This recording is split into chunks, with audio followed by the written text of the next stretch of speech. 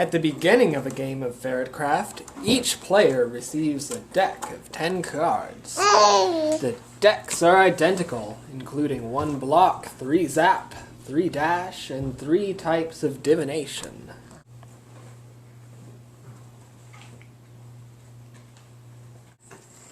Ferretcraft is a deck-building game.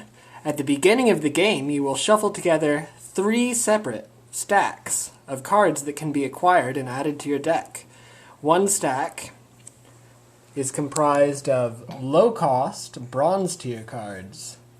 A second stack includes middle-cost silver tier cards. And the final stack includes high-cost gold tier cards. Go. Alright, each player has a status card, and on this status card there's a space to track your life. Each player starts at 15, so I'll go ahead and show that on that die. There are also spaces to track how many orbs you have. Mind control orbs are the only way to control minions in Ferretcraft, so you want to keep buying those. Each orb costs 5 to start and goes up by 1 each time you buy another. So if I were to buy a green orb, I would set that down. It would cost 5, but the second green orb would cost 6, and then I would turn it up to the 2. Once you've determined your turn order, you take turns placing your character tiles onto the board. I get to go first. Arishay is taking the second turn. Now she puts her character tile onto the board. And Marshall goes third. Last. Okay, talk about it. What are you doing? Alright. So, at the beginning of the game, you're going to want to stock your card purchasing area. You get 2 low-tier bronze cards, so I'm gonna flip those. 3 silver. All I want is to touch that stuff. You guys are so mean that you won't And 2 gold. I will walk over to Jenny. Oh, won't that be amazing? Hi, Deborah! Hi! During your early turns in Ferretcraft, you won't have many options. At the beginning of every player's turn, you will draw cards until you have 5 cards in your hand. Because we've just begun the game, my current hand is not very powerful. But I can set down cards so that I have a total of 4 acquiring power. 1, 2, 3, 4. To add this card, They're Coming, which costs 4 to my deck. Then, all of these go into my refresh pile. I'll then use my last card, Dash, to try to escape from Arishay, because she is generally a torment to be near. Arishay is taking the second turn. At the beginning of her turn, I will also draw until I have 5 cards in my hand, because at the beginning of every player's turn, you draw until you have 5 cards. We will also reveal the top card from the bronze tier, giving Arishay a new option of one of the cards that she could acquire for her deck. Here's a screenshot from later on in the game. I'm here, Frank is here, and Marshall is over here. And at this point I control the gray minions, so I have a golem and a warlock fighting on my side. And you can also do a lot more things with cards later in the game. You'll have a lot more money, so you can buy cards and actually use them for their actions. So here's an example of what a hand might look like later on. We have a fireball, necromancy, golem,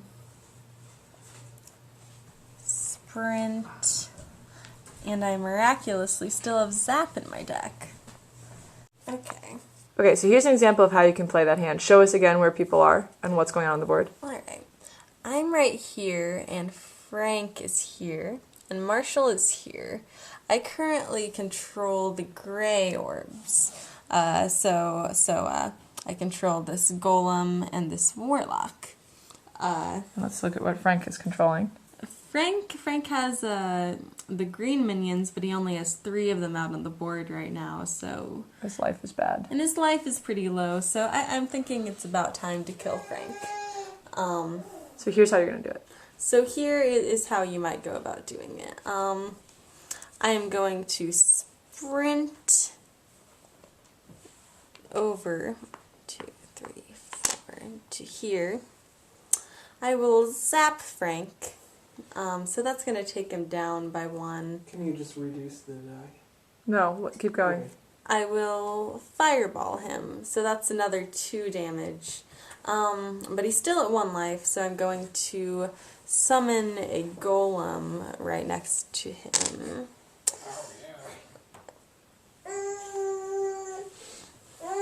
Okay. And then I'll go ahead and buy the power with this necromancy.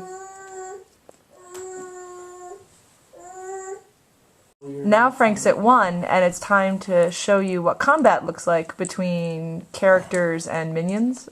Okay, Frank doesn't get any dice, and Jenny's going to roll. Alright. And then gather them together close to that square.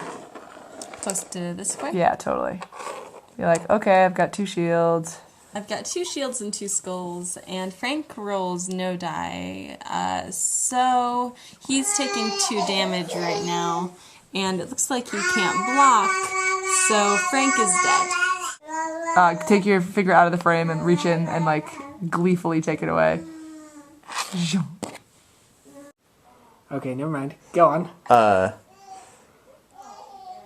So my turn's over. It's the start of Jenny's turn, or Erishay's turn, so I gotta draw until I have 5 cards. Unfortunately, it looks like I only have 3 here, and I have to draw 2 more, so I gotta take my refresh pile, get rid of 1. You should have not given me any terrible ones to get rid of. That's okay. I think this dash is looking pretty bad, so I'm just gonna throw that away and take these and make a new deck.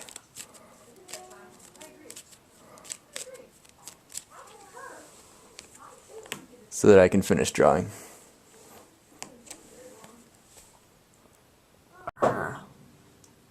Alright, so it's the end of Erishay's turn, and I'm going to play a quick spell, this boulder.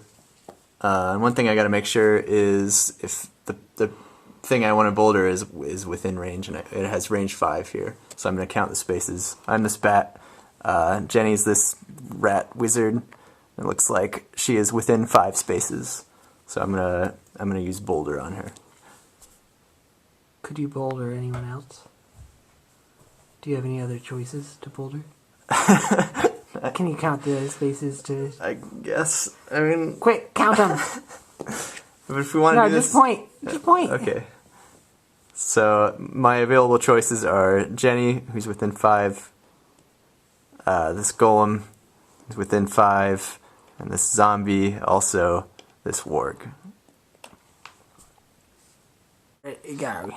So here's a simple example to demonstrate how combat works. So what we have here is a board, and it is the bunny's turn, and it's the end of the bunny's turn, so combat will happen. We go through, and the bunny picks pairs of enemies until all pairs have been chosen. So the choices are the bunny and the zombie, the golem and the orc, and the rat and the orc.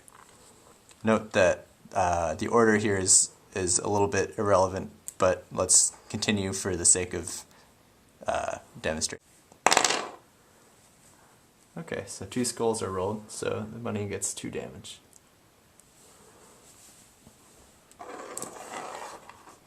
The next pair I'll choose is the rat and the orc. So nothing happens. And then finally, the orc and the golem. Jenny, you get to roll 4 dice. Oh my.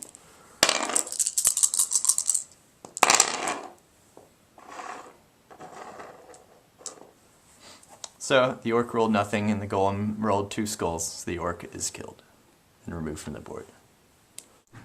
Okay. Combat gets trickier when there are minions who have friends that are adjacent to them.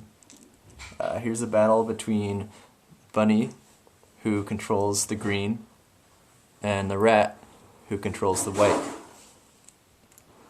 It's the bunny's turn, and it looks like there's only one pair of enemies, so the bunny has to choose it. This mummy and this troll. So, after that choice has been made, each player in turn order gets to decide if they want any of their nearby minions to group.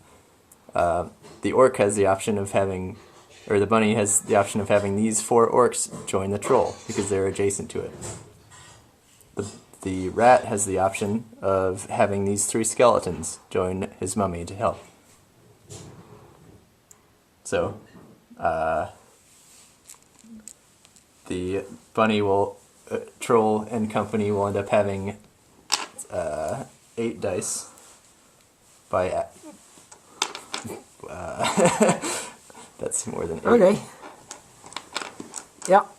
How many does... The rat crew will have 7 dice. Let's see them 7 dice. Okay, roll.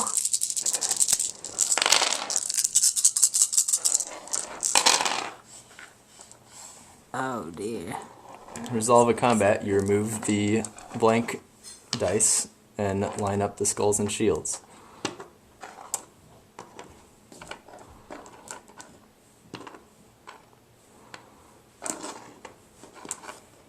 Pairs are removed, and what you have left is damage. So 1 damage is dealt to the white army, and that player will have to assign that damage. Okay, so I'll Jenny, just drag lose out one of this your... skeletal. Yeah. The end.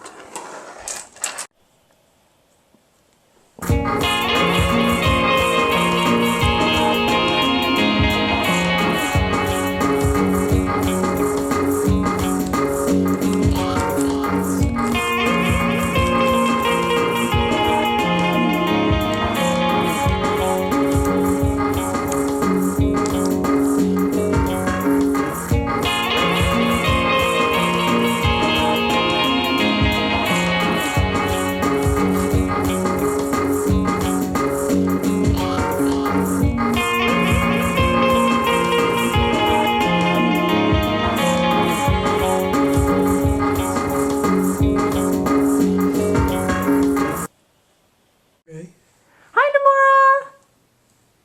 Can you wave hello? Yes, it's a video camera. Can you say hi? Yeah, it's not a person. Why would you say hi to it? I wouldn't say hi to it. I'm studiously ignoring it just like that. You say hello? Hi! Hi. Happy Valentine's Day, Nomura. I'm happy the 2 of you are my Valentine. Ha! More what? What do you want more of?